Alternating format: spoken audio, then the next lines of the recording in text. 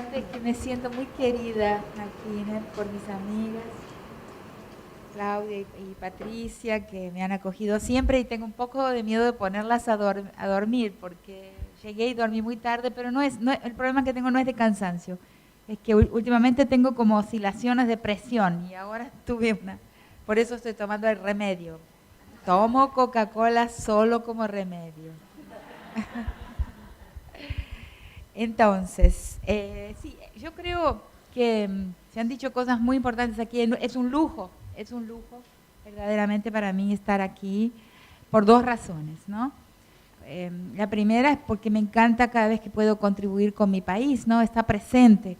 Eh, y la segunda, porque la compañía de mujeres, cada una con un aporte, la alegría por poder estar en mi país, entre personas que sé que me quieren y a quienes quiero mucho, viven en mi corazón. Y nosotros las mujeres podemos y debemos exigir que se pueda hablar desde el afecto y desde el cuerpo y de una manera un tanto desorganizada también, ¿no? Es parte de nuestra insurgencia traer formas menos protocolares, yo creo, a la manera en que pensamos y siempre en amistad y en conversación, ¿no? Y la segunda razón, claro, porque estoy en medio de un grupo de mujeres que saben mucho sobre este tema, que han dado datos todas y análisis muy importantes que a uno le inspiran, ¿no?, para pensar más. Porque una cosa que observé a lo largo de mi vida es que las personas que trabajan en gestión o de ONGs o el Estado a veces, lo que pasa es que sienten, han llegado a mí muchísimas personas en la universidad y en una cantidad de otros espacios que trabajan con el tema, todas trabajamos con el tema y vivimos el tema, pero si uno para de pensar, o sea, si uno, digamos, no teoriza, vamos a decirlo con las palabras con que debe ser, si uno no reflexiona en profundidad, acabamos dando vueltas en círculos, que es un poco quizás lo que nos pasa, ¿no?, en el movimiento de mujeres, porque estamos viendo que no estamos consiguiendo salir del lugar, ¿no? Por ejemplo, un caso en Brasil, yo vivo en Brasil. La ley María da Peña contra la violencia doméstica es de 2006 y ahora el año pasado, no, este mismo año, ya se promulgó una ley de feminicidio con muchos defectos, ¿no? Pero lo que quiero decir es que en el año siguiente a la ley María da Peña hubo una caída de la violencia de género, de los números.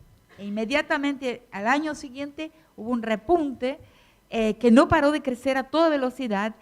Y al final, el año pasado, los datos que salieron hasta este mes, ¿no?, Brasil pasó de ser del 7º país feminicida del mundo al 5º país feminicida, con ley.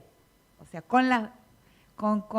de 2016 a 2014, ¿no?, con 8 años de la nueva ley. Entonces tenemos que continuar caminando como lo estamos haciendo, pero también al mismo tiempo ir pensando, intentando identificar, aquí varias personas en la mesa lo han dicho de la misma forma, ¿no?, qué es lo que pasa, qué está equivocado, o sea, por qué no estamos consiguiendo con leyes, con políticas públicas, con nuevas instituciones, todo lo que tenemos, todas nuestras luchas y victorias en el campo del Estado, y es sobre eso que voy a centrar mi provocación, vamos a decir así, más que una exposición. ¿Qué está pasando, no?, que el campo del Estado no es capaz de protegernos, y no es capaz en realidad de proteger a las personas. Entonces tenemos que colocar un signo de interrogación sobre el campo del Estado, ¿no?, que inclusive ahora lo estamos perdiendo. Creo que es un consenso aquí que vamos a sentirnos mucho más cómodos, ¿no?, y cómodas para examinar el campo estatal desde fuera de él, ¿no?, afuera de él. ¿No? Entonces, ese es el primer tema que va a orientar lo que estoy diciendo. No es para abandonarlo, lo que estoy proponiendo no es un abandono del campo estatal o de una lucha por el Estado, pero sí la idea de que es posible pensar y generar generar prácticas y soluciones que no dependan del campo estatal, sobre todo hoy. O sea, a partir de esta semana, ¿no? El desafío para todos nosotros es cómo seguir adelante fuera del Estado. Entonces, quizás ese es el tema central, ¿no? Que a partir de ahora tenemos que, por un tiempo por lo menos, tenemos que pensar. Me inspiró contarles algo antes de seguir, ¿no? La exposición de la fiscal, ¿no? En la otra punta de la mesa, ¿no? Carola, ¿no?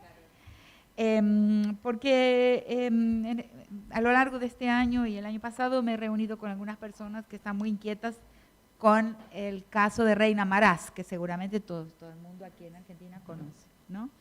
El caso de Yamila, varios casos como ese. Y solo les dejo, antes también de mi análisis, la idea de que he propuesto en una cantidad de instancias, inclusive en el Tribunal Permanente de los Pueblos, donde fui jueza para el capítulo de México el año pasado. Todavía no me contestaron una vez y no me volvieron a contestar, y si no, hacerlo por nosotras mismas.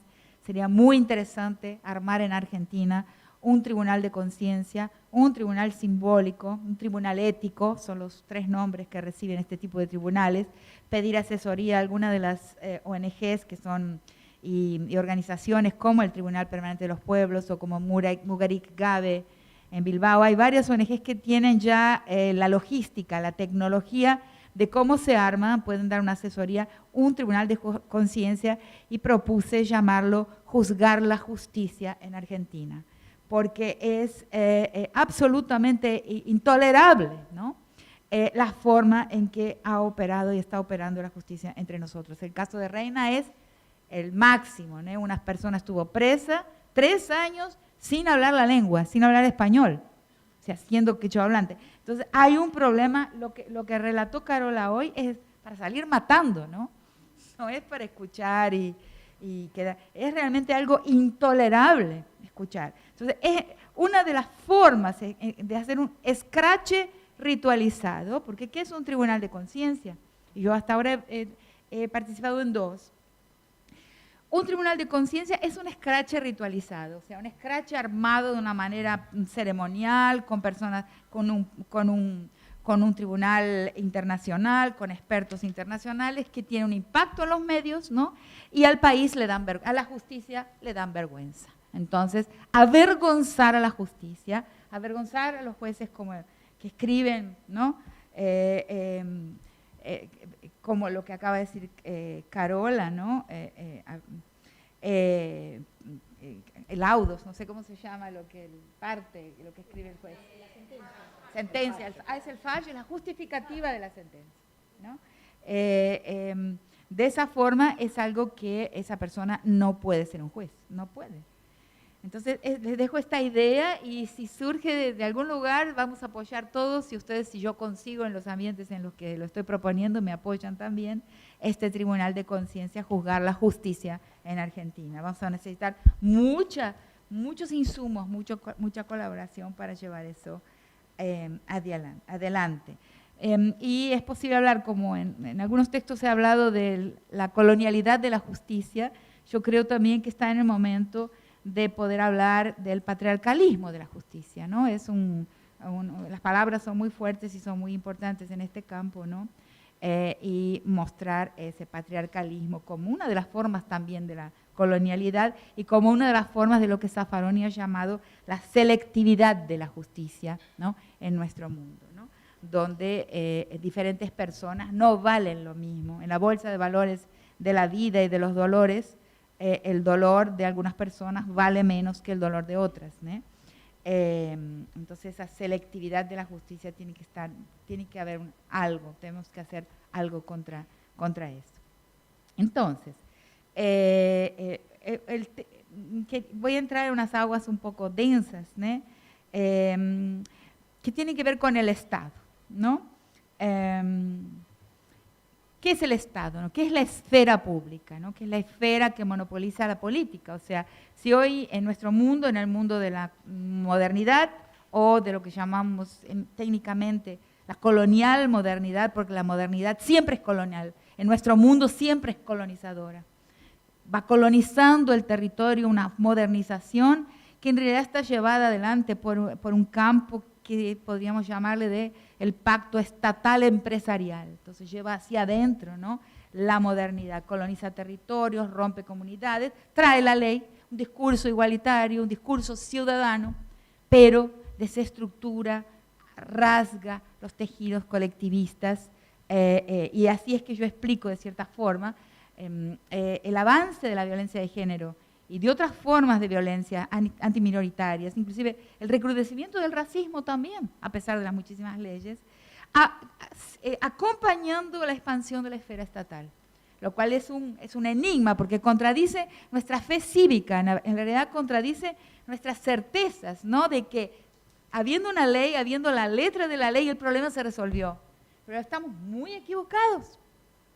Eso no se ve en ningún lugar. A medida que ese discurso estatal se expande, y el caso es Bolivia, ¿no?, que lo he contado creo que hace un año cuando estuve aquí, yo había ido a Bolivia hacía muy poco tiempo, creo que hablé de esas estadísticas, que son muy reveladoras, porque en Bolivia ha habido evidentemente una democratización del Estado en términos étnicos y de género. O sea, uno ve en las instituciones, en las reparticiones públicas bolivianas, en todos los niveles, de ministra para abajo, mujeres y mujeres indígenas, mujeres vestidas con su ropa indígena y como indígenas, ocupando las reparticiones. Y Bolivia es uno de los países más feminicidas del mundo. Tiene que ver con lo que vos decías, ¿no?, que a medida que parecería que con más leyes. Entonces, de la media mundial de asesinatos de mujeres por total de asesinatos en el mundo, claro, es pequeña, porque las mujeres, los hombres matan más y mueren más. Evidentemente es proporcional, el hombre mata y muere violentamente. Nosotros las mujeres morimos violentamente demasiado en proporción con lo que matamos, ¿no? Ese es el tema, ¿no? Matamos muy poco y morimos demasiado con relación a lo que nosotras matamos. Hay que empezar a matar. Sí.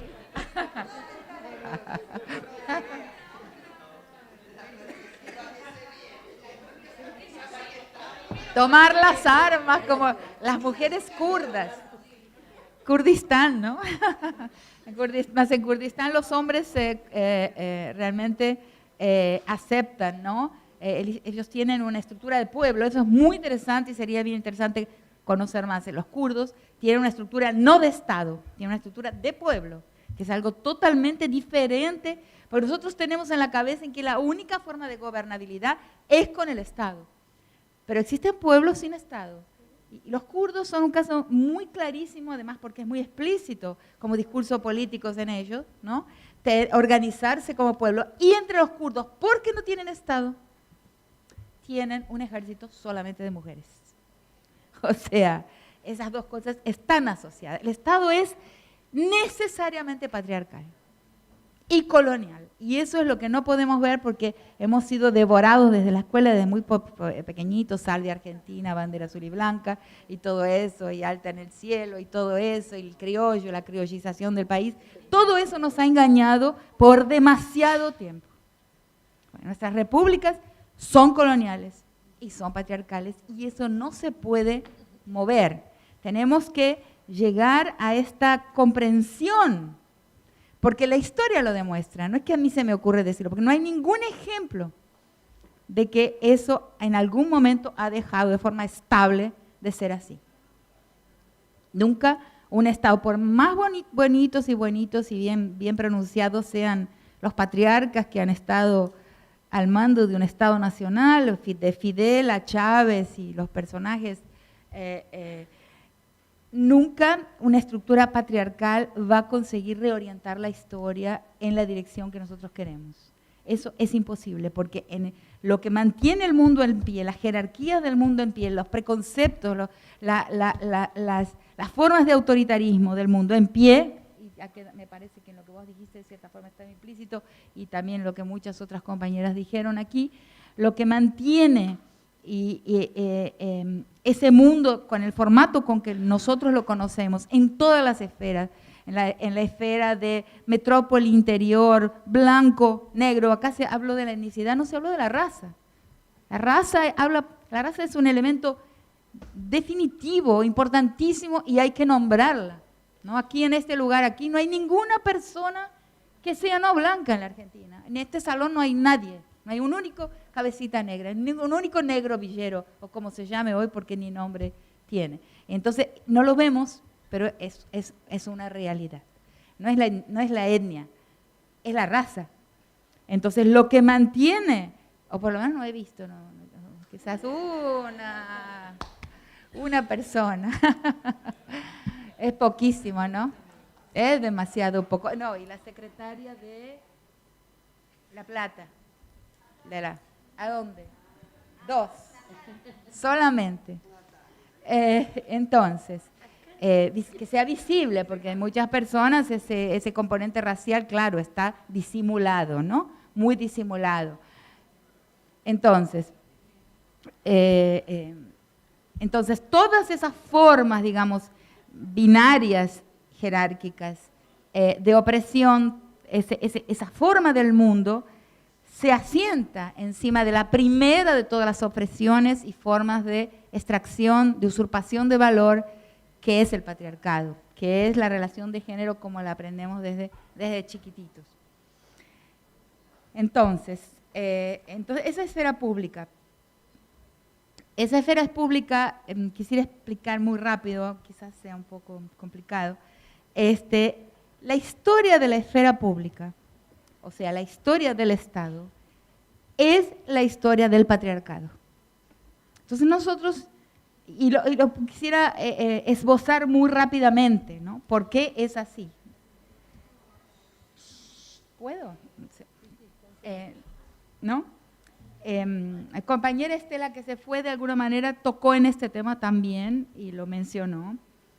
Yo voy a volver rapidito y decir, porque en el pasaje, bueno, estaba lo de Bolivia, quise la digresión y me estoy un poquito, bueno, lo de Bolivia. Entonces Bolivia, para que ustedes vean, un Estado democratizado, un Estado que luchó, que se plurinacionalizó hasta un tope, porque eso paró ese proceso en 2011 con la ley del deslinde, todos los debates de la devolución de la justicia y de la jurisdicción a los pueblos, a las naciones bolivianas, pararon y se frenaron, y hubo un retroceso a partir de ese momento con una ley que se llamó la ley de deslinde, hubo un retroceso de la plurinacionalización.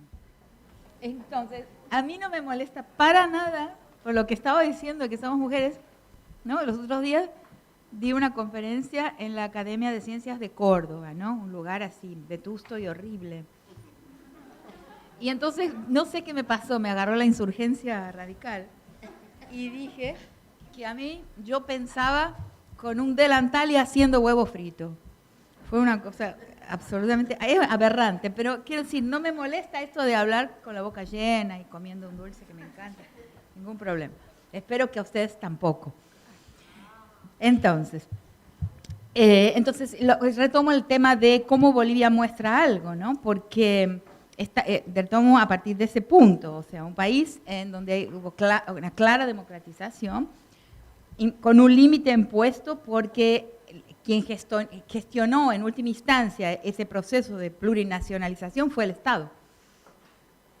Y se llegó clarísimamente, como los analistas más respetables, como por ejemplo Javier Albó, que fue un asesor de las asambleas constituyentes. Él dijo, bueno, al final llegamos en que lo que se entrega para juzgar a los pueblos es solamente los robos de gallina. Es un texto de Javier haciendo referencia a esta ley de deslinde. Entonces hubo un límite colocado también por que el Estado, ese Estado que ha recibido la herencia colonial de la administración de los territorios, que ese Estado, por ser el heredero del expolio, como se dice en portugués, de la herencia colonial de las administraciones de ultramar a las administraciones criollas, republicanas, ¿no?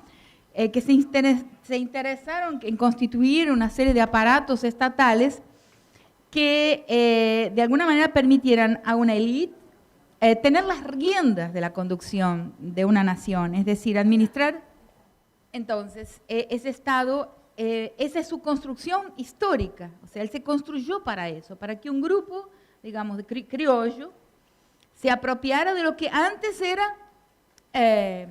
metropolitano, del otro lado del agua. Entonces, el Estado no ha perdido, por más que ha intentado los procesos de democratización, no han roto la relación de exterioridad que mantiene el Estado con la gente que administra, las vidas que administra y con los bienes que administra, que es una relación muy distinta a la que los Estados europeos mantienen con sus territorios y sus gentes. Entonces, cuando hablamos de Estado acá, no estamos hablando de la misma cosa que hablamos de Estado allá, al otro lado del mar.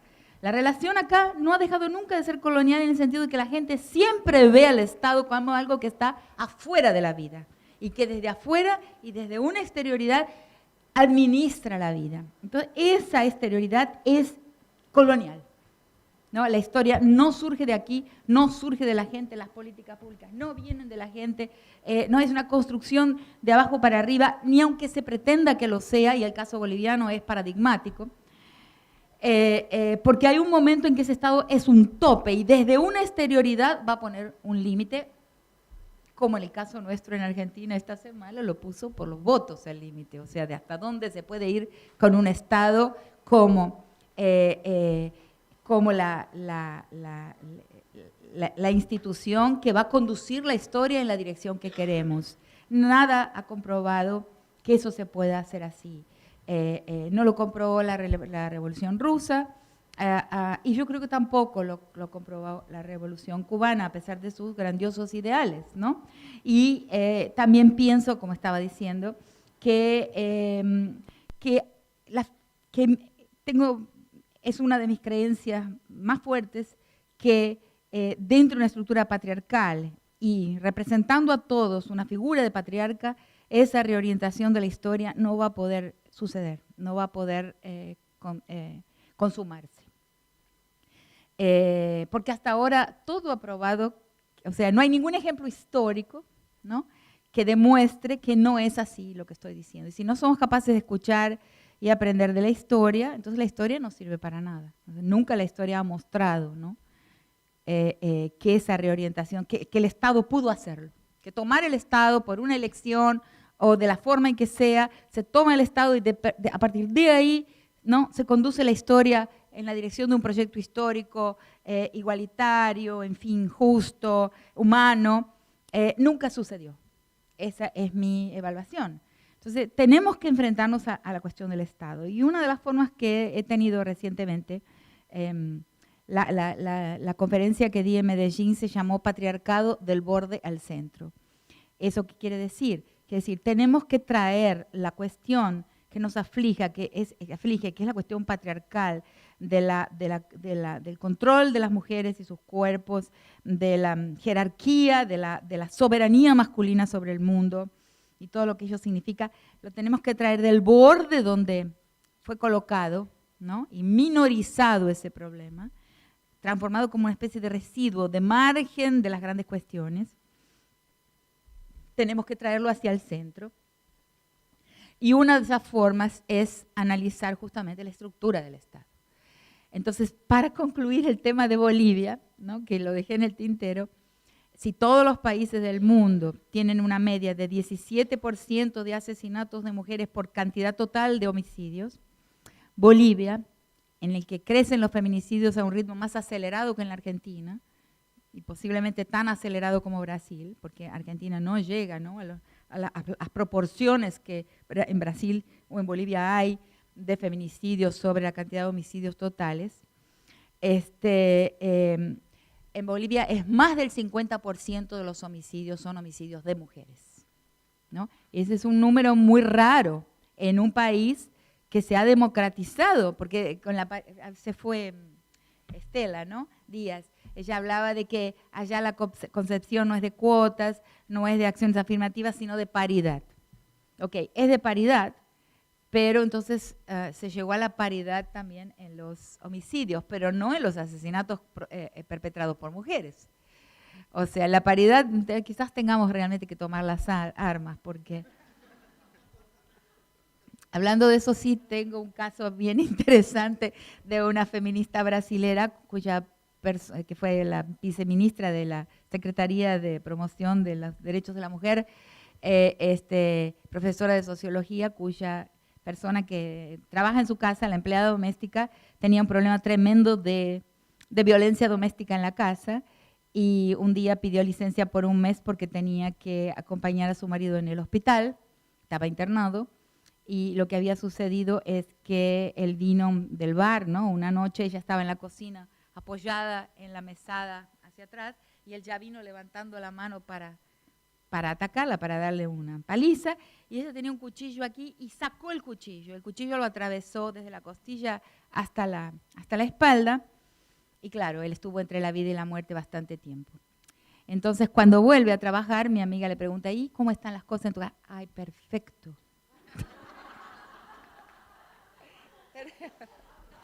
Están perfectas, dice. No, ha cambiado de personalidad completamente. Es real esto, ¿no? Quién sabe, el único lenguaje posible, ¿no? Ese lenguaje era, él entendía solo eso, ¿no? Alguien que le hablara en los mismos términos que el vocabulario de él, ¿no? El vocabulario de la violencia. Bueno, es un ejemplo real, pero tremendo, ¿no? Solo que nosotros no somos así, ¿no? No.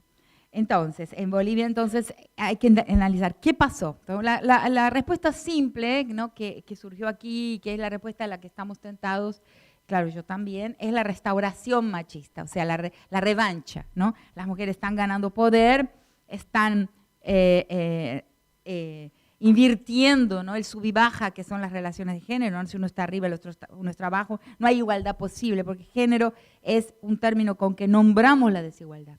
O sea, género es la biologización de la desigualdad, al igual que la raza, son muy parecidos, ¿no? La raza es la atribución de una desigualdad a una biología. El género no es otra cosa que lo mismo, o sea, la atribución de una desigualdad también a una biología. Son idénticos en ese sentido de lo que está por detrás de esas dos formas de construir desigualdades. Entonces, en ese sub y baja, cuando se inclina en el sentido contrario al habitual, claro que hay un revide, hay una restauración de las potencias masculinas, ¿no? Que son hasta donde conseguimos, porque ¿qué es masculinidad? Masculinidad es sinónimo de potencia, ¿no? El sujeto masculino, si no es potente, él se desintegra como sujeto, ¿no? A no ser las generaciones jóvenes que intentan, muchos varones, ¿no?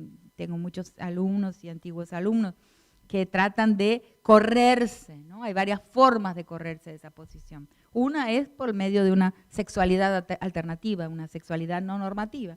Otra es simplemente intentar cambiar la forma de vivir, la relación con lo doméstico, la afectividad, los cuerpos, etcétera, ¿no? Otras es hasta la locura, ¿no? Hay un libro que para mí es un libro de cabecera, que es el libro de Santner, se llama, un escritor alemán, Santner, Erich Santner, que hace un análisis de un caso que Freud analizó, que se llama El presidente Schreber, y él dice, para sintetizar, me encanta ese análisis porque él da una explicación, un análisis alternativo del presidente Schreber, y dice lo siguiente: el presidente Schreber enloqueció para no ocupar el papel del padre. El padre era un pedagogo, legislador de los tiempos pre-nazistas, que era muy autoritario con los hijos, la corporalidad, la manera de dormir con el cuerpo estirado, en fin, una serie de imposiciones. Y él explica la locura y las alucinaciones de Santner como una forma de volverse disfuncional al patriarcado, de no funcionar en ese papel, no reproducir al padre, no continuar con la historia paterna. A mí me encanta ese análisis porque ese es un tipo de forma, de las varias formas que los jóvenes hoy ensayan, y otros hombres de otras generaciones también, pero es raro, porque cuando la potencia, digamos, falla, el hombre es enseñado a pensar que todo su ser, su persona falló.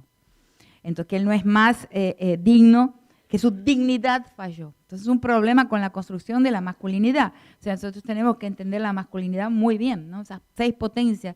La primera que falla y que enloquece a las personas y les piensan que han perdido una parcela importante de su humanidad, la potencia sexual. después la potencia bélica, la potencia económica, la potencia intelectual, ¿no? El gran profesor, ¿no? Uno tiene que luchar para decir, yo también pienso. Algo. El gran profesor, la potencia legislativa, ¿no? El juez, el legislador, aunque a veces sean mujeres, pero es una función institucional masculina, marcada por la historia de la masculinidad, y las mujeres como la función profesoral también. Las mujeres se masculinizan al llegar a esa posición, ¿no? Legislativa, económica, bélica, sexual y moral. O sea, es el hombre que va a decir qué es lo que tiene valor y lo que no tiene valor. Esas son formas de potencia. Entonces, claro, cuando esas potencias son agravadas, son empeoradas, pasan a no poder comprobarse, porque es toda una cuestión de titulación, ¿no? Una cuestión de comprobación. El hombre tiene que probar su masculinidad todos los días, su masculinidad en este orden de potencias entreveradas, ¿no? Él va a tener que siempre estar siendo mirado, observado, evaluado. Así se siente un hombre. Nosotras mujeres no, es bárbaro. Es mucho mejor ser mujer, infinitamente mejor. Sí, es que esa es una cosa que no hemos sabido defender. Pues, claro, estamos viendo que sufrimos violencia, en fin, estamos entrenadas para obedecer, para ser dominadas por una afectividad condescendiente, para construir la masculinidad que no existe si no la construimos nosotros, si no le entregamos el tributo de la subserviencia, de la admiración, del veto moral. Eso lo entregamos nosotras. Y lo construimos haciendo transitar un tributo de nosotras que se dirige a esa posición potente, la cual construimos todo el tiempo con nuestra subordinación por varias formas, a veces hasta por caridad, por compasión del hombre que tenemos. Ahora, muchas mujeres con las que he hablado a lo largo de mi vida sentimos compasión. Yo he sentido eso muchos años, compasión del hombre que tengo al lado, porque un ser débil, un ser que por muy poco se quebranta, ¿no? Las potencias no las puede comprobar, y pobrecito, y cómo sufre, y muchas en ese negocio de la compasión, ahí, claro, entregamos también. No es un instinto, es un condicionamiento. Exacto. Claro. El sufrimiento del otro es nuestro sufrimiento. Yo no sé si eso es malo. Yo solo sé que eso sería bueno si todo el mundo fuera así. Eso en términos culturales, porque la mujer es así en sí. No, es una historia muy larga. Es una historia muy larga, ¿no? De condicionamiento y de otras formas de felicidad. O sea, la mujer tiene una forma de felicidad, otra. Solo que no tiene un vocabulario, una retórica para defender su forma de felicidad. Yo creo que las mujeres somos más felices que los hombres. Casi que me consta a lo largo de la vida constatar eso. Esas formas de... Sí, cierta parte de las mujeres son más felices con cierta simplicidad de la vida. Creo que en esos términos sí. Cierta simplicidad. ¿A usted le parece que yo soy simple?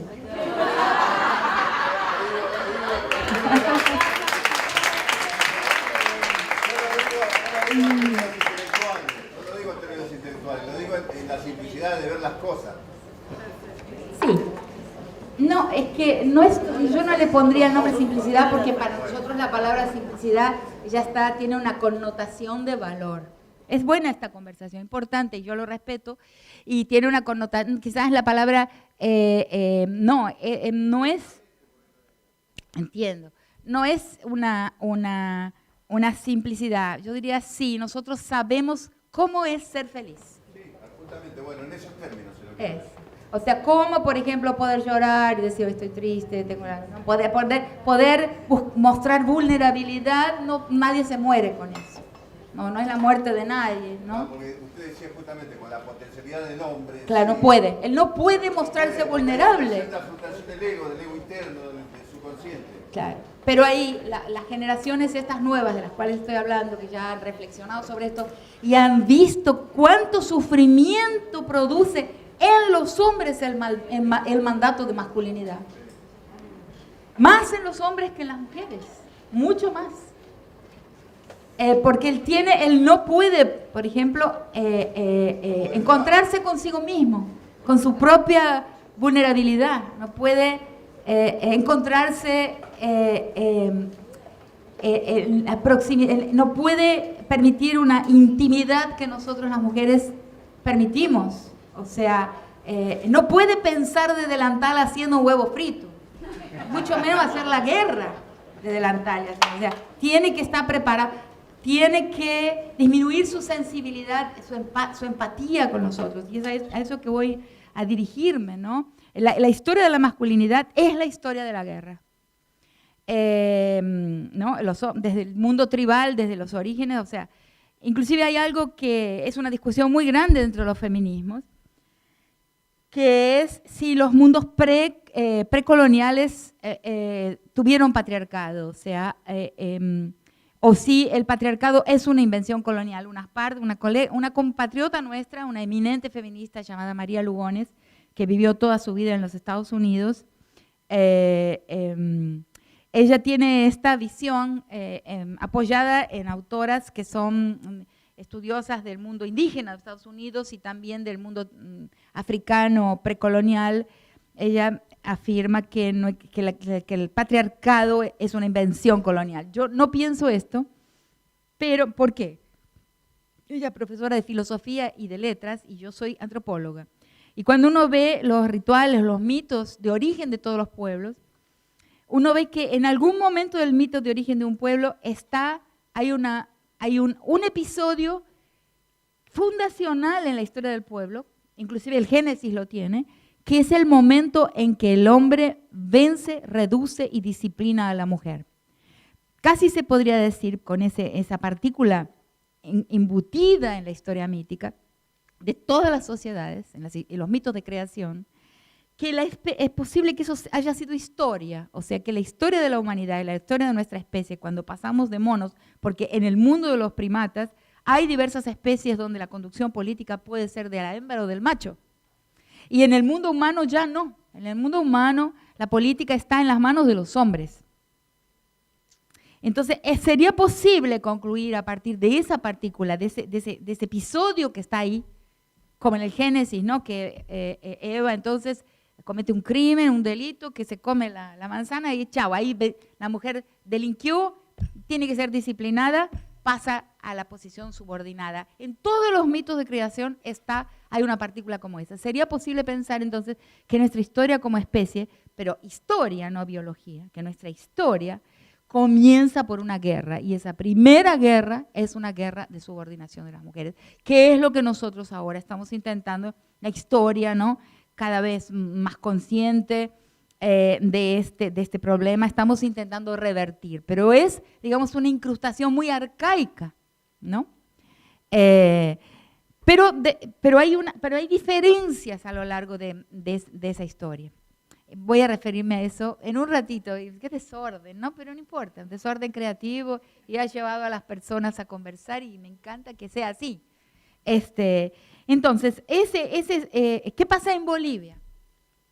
¿Por qué en ese país tan democratizado más del 50% de los asesinatos son de mujeres y no de hombres? Tenemos que entenderlo. Es un revide, es la revancha patriarcal, la revancha de los hombres, porque ven sus posiciones amenazadas. Es difícil sustentar esa teoría, porque en el mundo andino la mujer siempre tuvo poder. En el mundo andino, como en algunas sociedades africanas, el mercado, el control del dinero siempre estuvo, hasta recientemente en que eso se perdió, o se está perdiendo, siempre las mujeres. ¿Ustedes vieron una bombacha boliviana cómo es? ¿No vieron una bombacha boliviana? Tiene un cierre de lámpago acá. Tiene un cierre y un bolsillo bien grande para colocar la platita. Sí. Y un delantal de cocina boliviano tiene como 7 bolsillos. En serio, yo tengo uno de acá, 2 acá, 2 acá y uno abajo en la falda. O sea, la mujer siempre fue la dueña del comercio. Entonces, el hombre hacía la política, ¿no? En el sindicato y la política estatal, pero la estatal siempre era blanca, ¿no? Hasta recientemente. Pero hacía la política en sindicatos, en los alios, en las comunidades, y la mujer tenía el mercado. Entonces había un equilibrio de poderes. Entonces es muy difícil sustentar esa hipótesis de que porque ahora las mujeres bolivianas son poderosas, ahora hay más violencia. Tiene que ver con el Estado.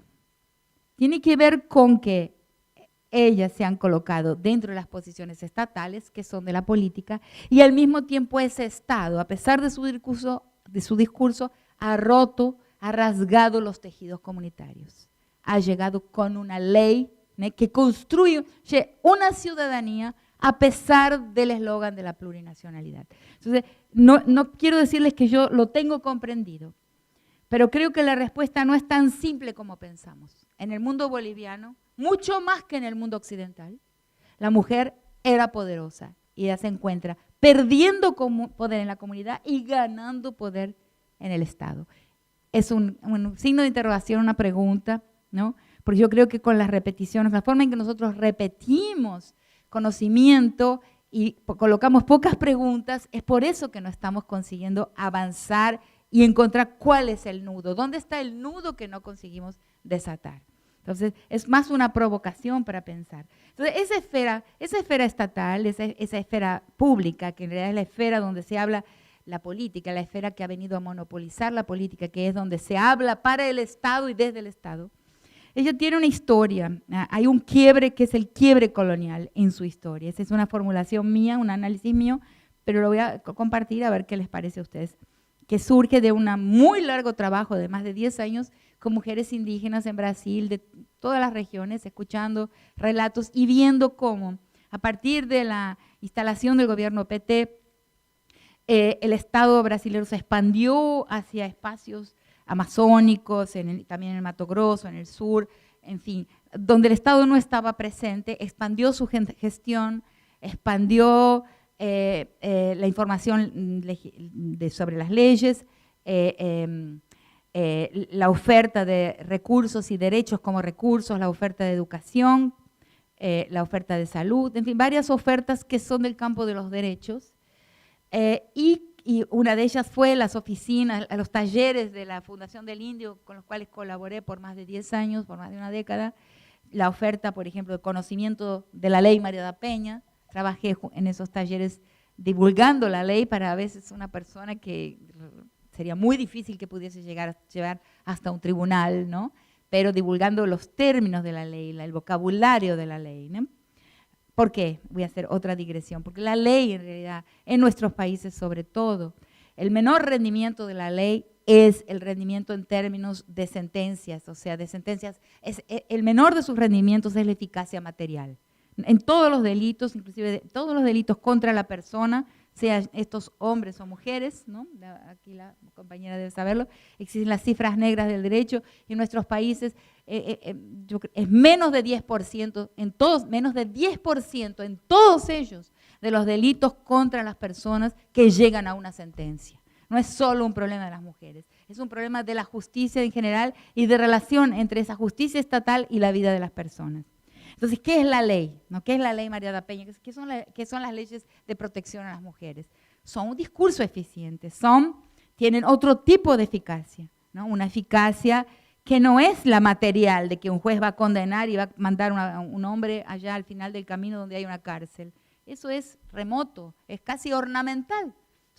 La fe en que una cárcel resuelve los problemas de la sociedad es nada más que una fe cívica y también nada la comprueba, ¿no? Entonces, ¿qué es la ley? Es un discurso del cual que nombra los dolores, que nombra los problemas, tiene una eficacia nominativa, retórica, ¿no? Discursiva, y entonces va transformando la sensibilidad ética de las personas y las propias mujeres, los propios damnificados, usan la ley como parte y juez, o sea, usando la ley como forma de acusación a ese interlocutor que es el agresor y al cual la ley se aplica. Pero ese es el detente, porque en ese caso, por ejemplo, de los talleres con las mujeres indígenas, eran mujeres cuyas, en muchísimos casos, vivían en lugares muy remotos como para llegar a un tribunal. Pero entonces la forma de hablar sobre la ley, la forma de divulgarlo, era promover esa eficacia discursiva, ¿no? De que eso que estamos sufriendo, lo que vos contás, esto es violencia, o sea, violencia moral, psicológica, o sea, financiera, alimentar, que no está en ninguna ley. Las mujeres comen menos que los hombres en todo el mundo rural cuando hay escasez, ¿no? Eso no está nombrado en las leyes que yo sepa de ninguno de los países, ¿no? Ese diferencial de alimentación de las niñas, por ejemplo, con relación a los varones, cuando hay escasez de alimentos en todo el mundo campesino, ¿no? La ley va nombrando, es un mundo de nombres en expansión que a las personas les sirven para enterarse de lo que se puede y de lo que no se puede hacer. Es ella, si una ley no tiene capacidad de persuasión y disuasión en las personas, con las personas, esa ley nunca tendrá eficacia, ni aunque la persona viva a 1 kilómetro de la casa de gobierno, o mismo dentro de la casa de gobierno. O sea, la ley si no persuade y no disuade, no existe, no tiene vigencia, ¿no? Y siempre pongo el ejemplo de la ley de aborto. La ley no tiene vigencia, ¿no?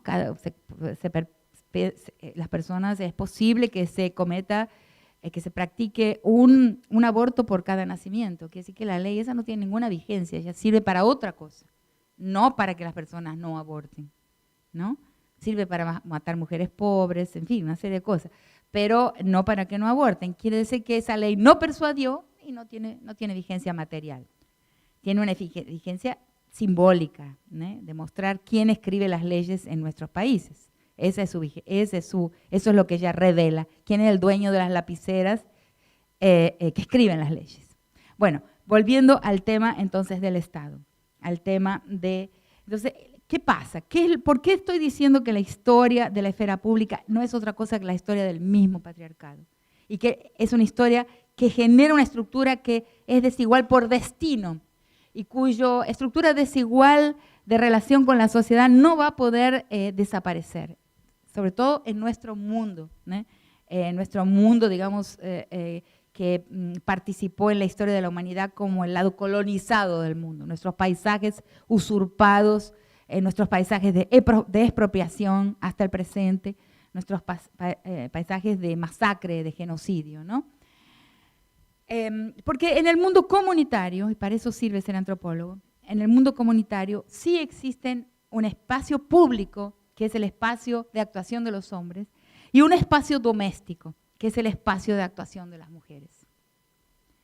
Pero ninguno de esos dos espacios habla en nombre de un sujeto universal. Ninguno de esos dos. El espacio público, el espacio de los hombres, no hay un hombre con H mayúscula. El hombre es un sujeto de su parcialidad, de su propio espacio. Ese espacio no engloba a todos los espacios. Es solamente un espacio. En el tránsito a la modernidad, permitido por la colonización, que fue hecho posible por la emergencia de América y la constitución de América en la grilla universal, en ese tránsito colonial moderno, ese espacio público se transforma en una esfera pública. Y la diferencia entre un espacio y una esfera es importantísima. En el caso del mundo comunitario, y donde hay comunidades, hasta hoy es así, hay una dualidad de espacios. O sea, hay una dualidad en el sentido que hay un espacio público, un espacio doméstico, ambos dotados de su propia politicidad. Los pactos entre mujeres son fuertísimos. Y fíjense que aunque les parezca remoto, yo voy a llegar bien hasta el presente con esa historia que estoy contando, en 1 minuto solamente, 2 minutos. Entonces, el espacio de las mujeres tiene su propia politicidad, su propio blindaje, tareas, rituales, aunque haya discordias internamente. No es que son todas amiguiñas y están todas de la mano y se aman. No, hay conflictos, hay competición, hay de todo. Pero es un espacio donde se resuelven determinado tipo de problemas. Y poblado por mucha gente, o sea, espiado, vigilado, supervisado por todas las presencias que están ahí. O sea, es un espacio multitudinario, lleno de gente, no es nuclearizado. Entonces, es un espacio político, ontológicamente pleno, completo, ¿no? No le falta nada, ¿no? Jerárquicamente inferior en términos de prestigio al espacio político, el espacio de la guerra, el espacio del parlamento entre los hombres, pero ese espacio de la guerra, del parlamento entre los hombres, el espacio de la política, no representa a los dos espacios, es solamente el espacio de los hombres. En el tránsito a la modernidad, el espacio político se transforma en una esfera. Quien quiera hablar políticamente, quiera emitir un enunciado político, va a tener que hablar en ese ágora, en este teatro, Y todo lo que no se diga o haga dentro de ese teatro es un residuo, es un resto. Está minorizado. Ahí surge la cuestión de las minorías, de la cual no podemos salir. El tema de las mujeres no se puede resolver porque somos minorizadas con relación a nuestros derechos. O sea, hablamos desde, que es un absurdo, porque somos la mitad de la gente o más. Pero es minorizado ideológicamente. En la representación colectiva, en nuestros paisajes mentales, el interés de las mujeres, el problema de las mujeres es un problema parcial, de interés particular. Y en el centro, en el ágora de la esfera política, ¿no? Creada a imagen y semejanza de quien hizo su historia desde el espacio político de la comunidad hasta la esfera política de la modernidad, ese hombre que ha transitado, ¿no? Transformado, transmutado por el proceso colonial moderno. Él, al instalarse, ha creado a su imagen y semejanza y ha sido el dueño de esa esfera de la política, que quien hable ahí de alguna manera es porque tiene una permisión de un sujeto creador de esa esfera, que es un sujeto hombre, blanco, intelectual, o sea, erudito, educado, propietario. ¿Y la quinta? No, señor. Padre de familia, porque sobre su sexualidad sabemos muy, muy, muy poco. Entonces ahí yo tengo una divergencia en la manera en que se describe en el feminismo esa quinta característica. Heterosexual, no, eso no sabemos. Pero es un padre de familia, es un patriarca. Eso es muy importante decirlo, porque nosotros las mujeres tenemos que devolverles un espejo a los hombres.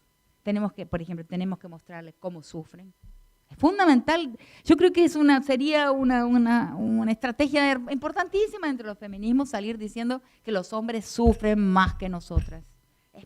Es una estrategia fantástica, porque el hombre eso lo han dicho una cantidad de autoras, el hombre encena un narcisismo que dramatiza un nada falta, no le falta nada. O sea, la maña masculina, o sea, la manera en que el hombre se presenta hacia el mundo, eso que algunas autoras como Kaya Silverman, que es un texto que me encanta, han dicho de la masculinidad, es que la masculinidad tiene que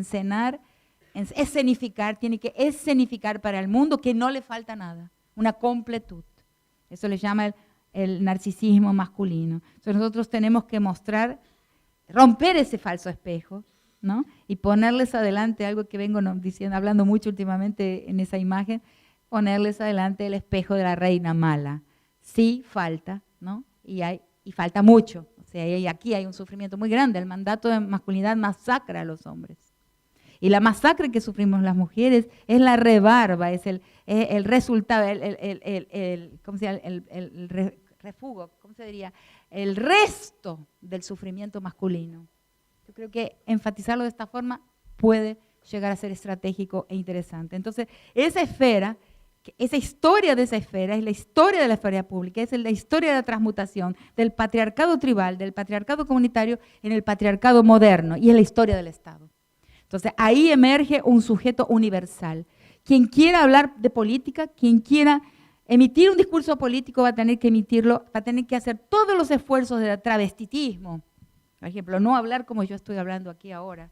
Yo lo hago casi que ya automáticamente, pero yo puedo producir una retórica sobre mi manera de hablar, que así, en el raso, en el llano, con una reciprocidad con las personas que están adelante mío. El Señor allá se consideró, y a mí me encantó, ¿no? Titulado para intervenir y hablar. Eso es una característica de nosotras, de nuestra forma de ser, de los valores. Tenemos que producir una retórica de valoración, de validación de otra forma de hacer las cosas. Una es esta, ¿no?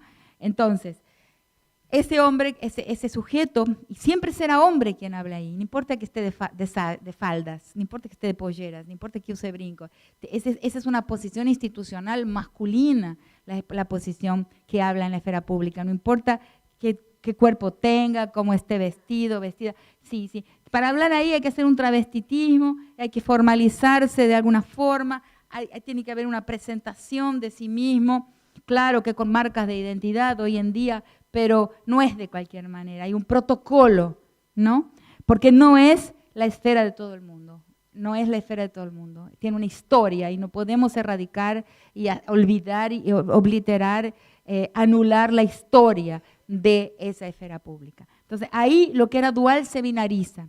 En el mundo dual hay tránsitos entre las dos partes de la dualidad. Todo el mundo indígena es trans, todo el mundo indígena hay casamientos entre hombres, casamientos entre mujeres, o sea, varias formas que después la colonización viene a binarizar, a impedir y a castigar. Todo indio que se encuentre vestido de mujer te recibirá tantos latigazos y se irá al cepo. Hay documentos que hablan de esa binarización forzada en el que cada uno va a tener que ser lo que su cuerpo le determina, y luego al final una estructura binaria que no es una estructura de dos, pero es una estructura de uno. ¿Por qué es una estructura del uno?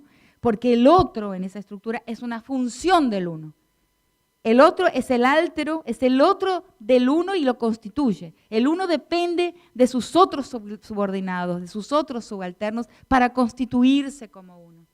Es la estructura con la cual nosotros pensamos, por eso estábamos conversando aquí con la compañera sobre la cuestión de la transversalización. La transversalización, digamos, transversalizar es el instrumento que tenemos, ¿no? Pero es un instrumento que en el fondo es un eufemismo. ¿Por qué? Porque transversalizamos, porque queremos decir que en el centro están los temas de la esfera pública, de interés universal, ¿no? De valor universal y de interés general. La política, ¿no? El trabajo, la salud, la educación. Y luego están los temitas minorizados, ¿no? Que los vamos a transversalizar. Se binarizan los propios temas. Hay temas que son los temas del centro y otros temas que son los temas de la minoría. O nosotros rompemos ese esquema y mostramos, que es una cosa que yo creo que las marchas como la del 3 de junio, de alguna manera saliendo al espacio público, hay ahí quizás un fermento, ¿no?, que rompa esa binarización y esa minorización de las mujeres como algo cuyo mundo transita en un residuo y en un margen de la esfera pública. Nuestro mundo no es un residuo, no es un margen de la política, es dotado de politicidad y más todavía, en la politicidad, en los problemas patriarcales, en los problemas que nos feminizan, vamos a decir así, en los mecanismos que nos feminizan, porque la violación de una mujer no es otra cosa que su feminización, es su marcación como alguien que está en la posición femenina. Entonces, esos problemas son en realidad la base sobre la cual todas las otras formas de maltrato, de usurpación y de poder y de autoritarismo se construyen. Entonces, la primera lección de poder y usurpación es la lección de género. Entonces, por eso es un tema del centro. Y por eso es tan difícil, por eso está mantenido. ¿Cuándo se pasa, digamos, de la dualidad para el binarismo y se crea la esfera pública y su residuo? Todo lo que tiene que ver con nosotras mujeres es privatizado. Y ustedes van a encontrar, inclusive en la justicia, el relato de Carola fue exactamente eso. La resistencia del discurso jurídico a aceptar que lo que le pasa a las mujeres no es un problema de la intimidad. Entonces, lo que pasó con el movimiento feminista en los años 60 y 70 es que tuvo ese eslogan importantísimo que duró por mucho tiempo y que hoy nadie lo dice, que es lo privado es político, ¿no? Lo personal es político, decíamos las mujeres de los años 70. Yo vengo de esa época, mi feminismo. Pero entonces hubo un engaño ahí que interpretó ese decir, lo personal es político, como que lo personal tiene que ser asumido como una cuestión de Estado. Pero cuando el Estado lo asumió, ¿no?, generó una serie de leyes, políticas públicas e instituciones, pero no lo modificó. Porque lo personal es político no significa que el Estado tenga que necesariamente ser capaz de resolver nuestros problemas, porque ya probó que no lo es. Puede ayudar quizás en algunos momentos con algunos gobiernos, pero luego vienen otros.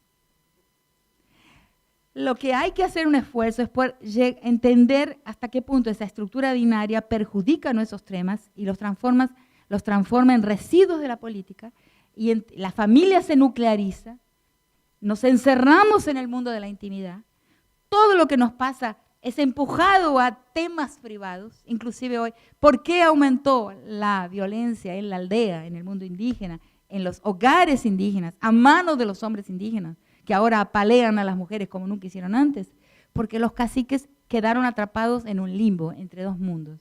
Entonces, saben que en ese hogar una mujer está gritando y el cacique dice, pero es la familia de ellos, los de afuera son de palo, como se dice allá en el norte, en Tilcara. Aquí los de afuera son de palo.